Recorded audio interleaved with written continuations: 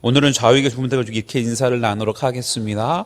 우리 가정의 주인은 예수님이십니다. 시작.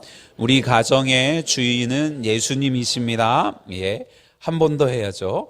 예. 우리의 자녀들은 하나님이 우리에 허락하신 기업입니다. 시작. 우리의 자녀들은 하나님이 우리에게 허락하신 기업입니다. 예. 한 번만 더 옆에 분들과 좀 그렇게 인사를 나눌까? 오늘도 참으시라 고생 많으셨습니다. 시작. 오늘도 참으시느라 고생 많으셨습니다. 예. 여러 가지 힘들고 어려운 상황들 가운데에서도요, 그 힘들고 어려운 것들을 이기시고 또 교회까지 나오셔서 함께 예배 드리시는 여러분들을 진심으로 축복합니다. 특별히 자녀들과 함께 또 예배 드리러 오신 부모님들 정말 존경할 수밖에 없을 것 같습니다.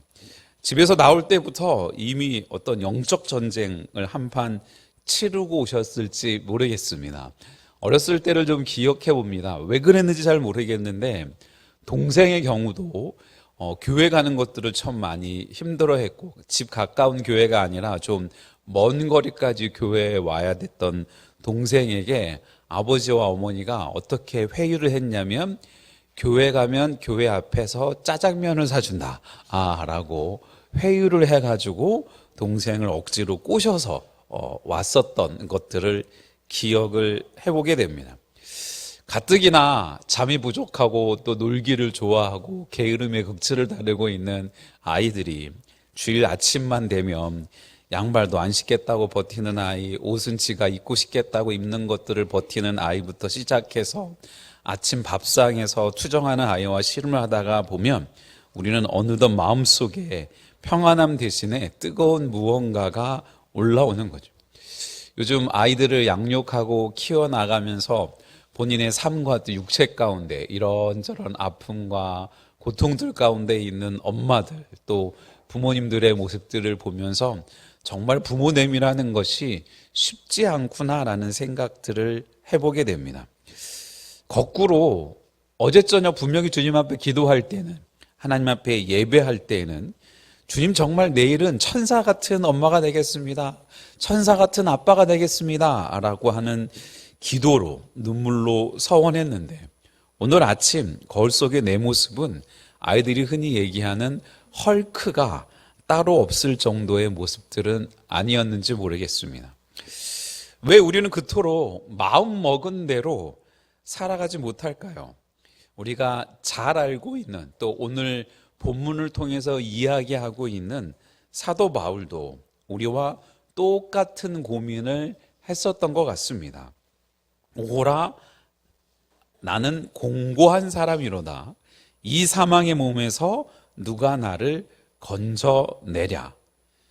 우리 시대 표현대로 말하면 오호라, 나는 정말 답이 없는 사람이구나 라고 이야기하면서 그 위대한 사도 바울도 우리와 비슷한 인간적인 문제와 고뇌 가운데서 참 힘들고 어려운 선포를 할 수밖에 없구나라고 하는, 저 개인적으로는 사도 바울의 글들을 읽으면서 이 구절이 왠지 모르게 더 통쾌한 이유는 그 위대한 사도 바울도 나랑 별반 다름없었던 사람이었구나라는 것들을 생각을 해보기 때문인 것 같긴 한데요.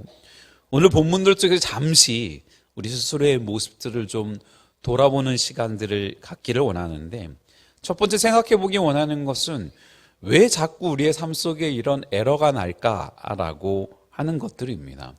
이상과 현실 사이의 멘붕, 우리가 알고 있는 믿음과 신념과 또 우리가 살아가는 현실 사이의 선택 사이의 그 간극의 큰 것들 때문 말입니다. 어린이 주일이니까요. 우리는 누구나 멋진 부모, 존경받는 배우자라고 하는 그냥 그런 운영체제를 우리들 삶 속에 설치하고 싶어 합니다. 하지만 현실은 자꾸 시스템 오류가 발생을 합니다. PC 같으면 그냥 다시 포맷했으면 좋겠는데 우리의 삶들은 또 그렇지 못하는 부분들인 거죠. 바울은 이것을 내 마음은 하나님의 법을 좋아하는데 내 몸 안에 있는 다른 법이 나를 자꾸 죄 아래로 끌고 간다라고 분석하고 있는 겁니다. 마치 이런 것과 비슷합니다. 자녀들에게 제발 핸드폰 좀 적게 쓰라고 훈계하면서 부모들은 정작 화장실 갈 때 스마트폰을 들고 가고 잠자기 직전까지 스마트폰의 불빛을 보면서 잠을 드는 부모 말입니다. 아이들은 부모의 입이 아니라 등을 보고 자란다는데 내 등이 너무 굽어 있고 세상 욕심으로 가득 차 있는 것을 우리 스스로가 깨닫게 될 때 우리는 정말 멘탈이 붕괴될 수밖에 없는 것 같습니다. 우리 아이들 그 자체만으로도 너무나도 귀한 하나님의 기업드림을 알고 있음에도 불구하고 은근히 다른 아이들과 비교하면서 우리 애가 이거 좀 더 낫지라고 교만해지거나 아니 왜 우리 애는 저 애처럼 잘하지 못하지? 라고 질투가 나기도 하는 우리들의 모습 말입니다. 그런 우리를 위해서 예수님께서는 마치 이미 다 알고 계셨던 것처럼 마태복음 26장 41절에 시험에 들지 않게 깨어 기도하라 마음에는 원이로되 육신이 약하도다 라고 그 베드로에게 말씀하시는 본문들을 통해서 또 한 번 우리에게 말씀해 주고 계시는 것 같습니다. 세상에 예수를 믿고 교회에 나와서 기도하고 있는 부모들 가운데 우리 아이들이 하나님과 반대되는 말씀에 거스르는 삶들을 살기 원합니다라고 원하고 바라는 부모가 어디에 있겠습니까? 내가 하나님과는 등지고 세상에서는 어떻게든 성장할 수 있는 아이들로 키워보겠습니다라고 하는 부모가 어디 있겠느냐는 거죠. 우리의 마음은 그렇지 않은데 현실 속에서 상황 속에서 자꾸 하나님이 원하시지 않는 우리의 삶의 모습들을 향해서 베드로에게 말씀하셨던 예수님께서 우리에게도 시험에 들지 않게 깨어 기도하라 라고 말씀하고 계시는 것 같고요. 더 나아가서 야고보서 3장 8절의 말씀은 혀는 능히 길들일 사람이 없나니 쉬지 아니하는 악이요 죽이는 독이 가득한 것이라 라는 고백들을 또 한 번 도전을 줍니다. 우리가 실수하는 것들 가운데 가장 큰 실수 중에 하나가 바로 말의 실수인 부분들인 거죠. 이번에도 어느 권사님과 이야기들을 하면서 저는 기억도 못하는데 당시에 내가 왜 그랬는지 잘 생각나지도 않는데 말씀을 쭉 듣다가 보니 내가 그럴만하겠구나 라고 하는 것들을 또 한 번 기억해 보게 됩니다. 대개 자녀가 이제 어디 가게 되는 상황들 가운데서 기도를 해줬고 또 가고 있는 길 가운데 전화를 해서 목사님 한 번 더 전화해 주세요 라고 했는데 제가 아니 뭘 기도를 또 하냐고 어제 했으면 됐지 그냥 믿음으로 아이들을 보내면 어떻겠느냐 라고 말했다라는 겁니다. 근데 그게 권사님께는 상처가 됐었던 모양이었습니다. 저는 그런 의도를 가지고 했던 건 아닌데 한번 하나님 앞에 기도했었으면 그걸로 충분하지 않습니까? 라는 생각들로 했지만 제 마음이 온전히 잘 전달되지 못했었던 제 모습이었던 것들을 또 한 번 돌아보게 되는 계기가 됩니다. 우리가 부족해서가 아닌 거죠. 우리 안에 죄라고 하는 고질적인 버그가 있기 때문입니다. 이 버그는 우리 힘으로, 우리 능력으로 패치할 수가 없는 거죠. 가장 먼저 우리가 깨달아야 하는 것은 우리의 삶 속에서 자꾸 지금 에러가 나고 있다는 것을 아는 것입니다. 주님 앞에서 말입니다. 교회 나와서 예배할 때에는, 성경을 볼 때에는, 기도할 때에는 아이를 이렇게 해야지, 신앙생활을 이렇게 해야지라고 하다가 돌아서서는 아이들에게 이야기한 것과는 반대로 내 삶의 수많은 부분들 속에서 원래 말하고 믿었던 것과는 다른 선택을 하는구나라는 것들을 먼저 깨닫게 되는 귀한 은혜를 누리는 저와 여러분들 되시기를 주님의 이름으로 축원드립니다. 두 번째는 조금 무서운 표현인데요. 내 등 뒤에 좀비와 같은 모습입니다. 과거의 습관과 싸우기 원하는 우리의 모습들이 필요해야 되는데요. 사도 바울은 내가 사망의 몸에 묶여 있다라고 이야기를 하는데, 옛날 로마 시대의 법 중에 하나가 어떠한 사람을 살인한 자들에게 내리는 법 중에 하나가 그 시체를 그 범죄자 등에 묶어놓고 시체가 부패되는 과정들 가운데 함께 살아가도록 하는 그러한 법이 주어졌다는 겁니다. 요즘 표현대로 말하면 그 사망의 몸을 내 등에 뒤에 매달린 좀비와 같다라고 표현할 수 있는 겁니다. 떼어내고 싶은데 자꾸 나를 물고 늘어지는 우리의 옛 자아와 같이 말입니다. 가족은 서로에게 가장 따뜻한 존재여야 하지만 때론 가장 아픈 좀비처럼 그 역할을 하는 것 같기도 합니다. 부모님께 들었던 서운한 말들을 내 아이에게 그대로 하고 나서 아차하는 순간 이미 좀비 바이러스는 퍼진 뒤입니다. 우리는 이 지독한 굴레에서 벗어나고 싶어 몸부림칩니다. 누가 나를 이 좀비 같은 삶에서 건져줄 것인가라고요. 다른 아이들과 비교하지 말고 우리 아이 그대로를 인정하고 격려해야 함에도 불구하고 우리는 너무 자주 누구는 그런다고 하더라, 누구는 그랬다고 하더라, 누구는 이렇게 한다고 하더라 라고 하면서 어느새 우리 아이들을 비교하고 있는 우리들의 모습 말입니다. 굉장히 심각했던 시대를 살아오면서 우리가 들었던 수많은 이야기들, 경쟁에서 패배하면 안 돼, 누구보다 앞서야 돼, 한 번도 한눈 팔아서는 안 돼 라고 했던 그 모든 말들이 어느새 우리의 무의식 속에 박혀서 가장 사랑하는 우리의 아이들에게도 똑같이 하고 있지는 않은지 모르겠습니다.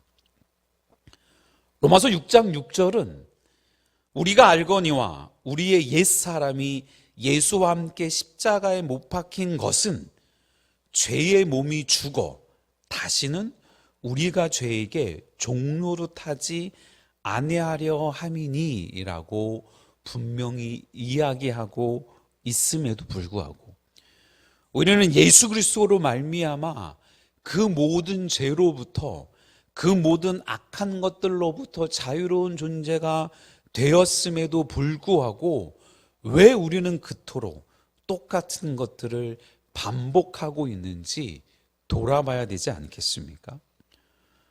고린도서 3장 9절은 좀 더 명료하게 우리에게 얘기합니다. 너희가 서로 거짓말을 하지 말라. 옛사람과 그 행위를 벗어버리고 라고 말입니다. 거짓말이라고 하는 것들은, 성경에서 말하는 거짓말은 단순히 우리가 생각하고 말하는 거짓말과는 차이가 좀 있습니다. 내가 원하고 바라는 것들은 분명히 있지만 그것을 다른 것들로 표현해 나아갈 때, 내가 저것을 원하지만 저것을 원하는 것들을 똑바로 말하지 못하고 돌려서 다른 것인 양 포장하는 모든 것들을 거짓말로 이야기한다는 겁니다. 자녀들을 양육하면서 가장 깜짝 놀라셨을 때가 언제입니까? 저 개인적으로는 그 어린 아이들이 거짓말을 천연덕스럽게 해나갈 때, 아니 저런 거짓말은 어디서 배웠지? 누구에서 배웠지? 주변에 누구 하나 그런 사람들이 가까이 없는 것 같은데 어쩌면 저런 거짓말들을 해내지? 라는 생각들을 해보면 역시나 우리 안에 있었던 그 죄된 모습과 습성들, 굴레 때문이구나라고 하는 것들을 또 한 번 깨닫게 됩니다. 이 좀비, 이 사망의 몸을 떨쳐내는 방법은 하나뿐인 거죠. 우리가 이미 잘 알고 있는, 내가 죽고 내 안에 더 강하신 분 예수 그리스도께서 사시는 겁니다. 내 의지라는 배터리는 그렇게 모두가 방전되었을 때, 그래, 내 힘과 내 능력으로는 할 수 있는 것이 하나도 없다라는 것들을 인정하고, 우리의 전원을 하늘의 코드에 예수 그리스도께 꽂고, 주의 은혜 가운데 우리가 할 수 없는 것을 그분께 의탁하며 나아가는 저와 여러분들 되시기를 주님의 이름으로 축원을 드립니다. 축원드립니다. 세 번째, 그래서 우리 아이들이 좋아하는 슈퍼히어로와 같이 우리 예수님께서 우리의 삶의 그 모든 것들을 해결해 줄 수 있음을 알고 믿고 그분께 요청해야 된다는 겁니다. 누가 나를 건져내랴 라는 이 질문은 절망의 끝이 아니라 구조 요청의 시작이다 라고 할 수 있는 거죠. 여러분, 영화 속 주인공들이 절제절명의 위기에 빠졌을 때 어떻게 합니까? 자신에게 필요한 도움을 여기저기 요청해 나아가고 있는 것들입니다. 어려서 많이 들었던, 많이 보았던 수많은 아이들의 히어로 만화 영화나 영화들 속에서 모두가 누군가에게 나를 도와달라고 그 사람들의 이름을 불렀던 것처럼 말입니다. 마치 영화의 한 장면처럼 메이데이, 메이데이, 메이데이, 구조 바랍니다 라고 같은 외침이 하나님께, 예수님께 드려져야 되지 않겠습니까? 우리 예수님은 우리의 이 구조 요청을 기다리고 계십니다. 자녀 교육에 실패한 것 같아서 밤잠을 설칠 때, 배우자와 대화가 전혀 되지 않아서 벽을 치는 것처럼 답답할 때 우리들의 무전기를 켜고, 주님, 제 실력은, 제 능력은, 제 한계는 여기까지입니다. 주님, 저 좀 도와주십시오. 저 좀 붙잡아 주십시오 라고 외쳐보는 것은 어떻겠습니까? 내가 우리 아이들을 위해 할 수 있는 것보다 주님께서 이루실 것을 믿고 아이들을 주님 손에 맡깁니다. 내가 내 삶의 주인이 되기 위해 애쓰고 힘쓰고 살아왔는데 이제 내 삶의 진정한 주님이심을 고백하면서 주님의 인도하심 가운데 살아가기를 원합니다 라고 기도해 보면 어떻겠느냐 말입니다. 예수님은 율법이라는 몽둥이를 들고 오시는 분이 아니라 십자가라는 구명보트를 타고 오시는 분입니다. 그분은 우리의 사망의 몸을 벗겨주시고 생명의 옷을 입혀주십니다. 우리 가정이 회복되는 비결은 우리가 좀 더 대단해지는 것에 있는 것이 아니라 더 위대할 수 없는 그 위대함의 극치인 예수님께 항복하는 것에 있다라는 겁니다. 그래서 히브리서 기자는 우리에게 이렇게 권면합니다. 4장 16절에 그러므로 우리는 긍휼하심을 받고 때를 따라 돕는 은혜를 얻기 위해 은혜의 보좌 앞에 담대히 나아갈 것이라.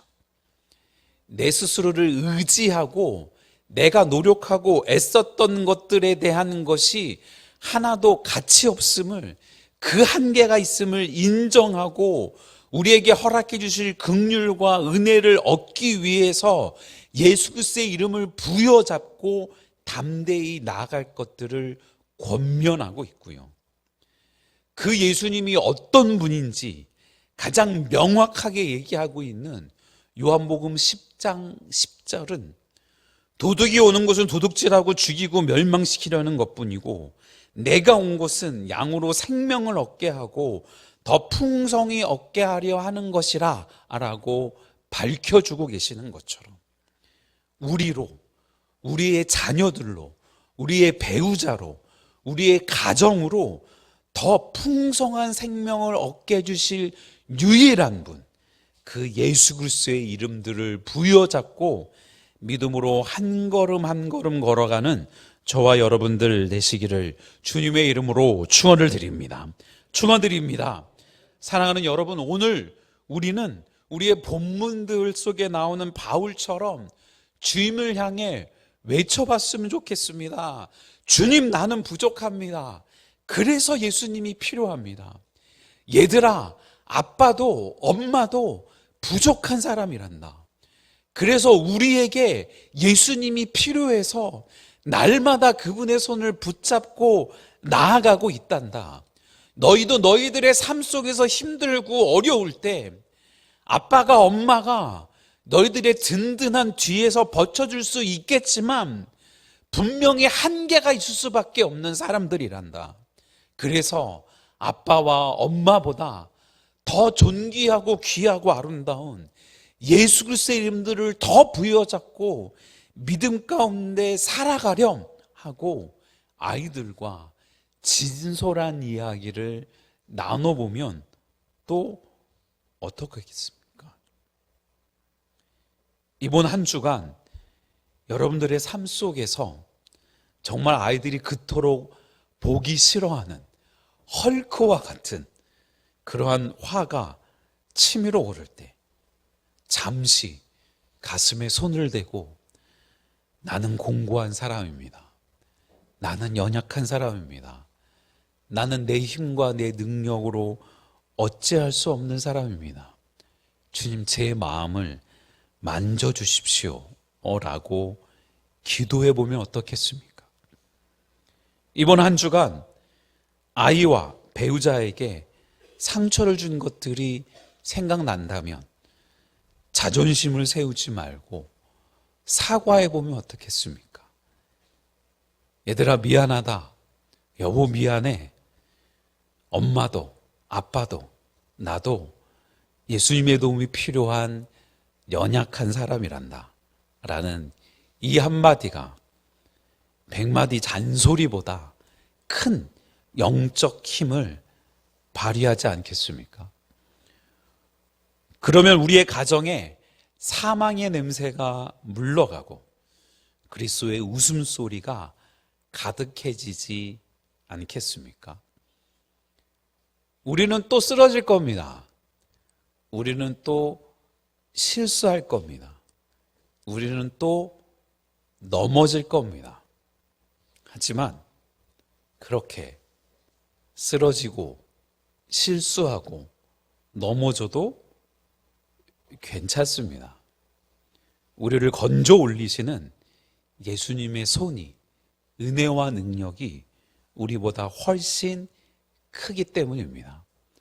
그 주님의 손을 꼭 부여잡고 우리의 자녀들과 우리의 가족들과 함께 믿음으로 한 걸음 한 걸음 걸어가며 예수 그리스도를 닮아가는 우리 모두가 되기를 또 주님의 이름으로 축원을 드립니다. 축원드립니다.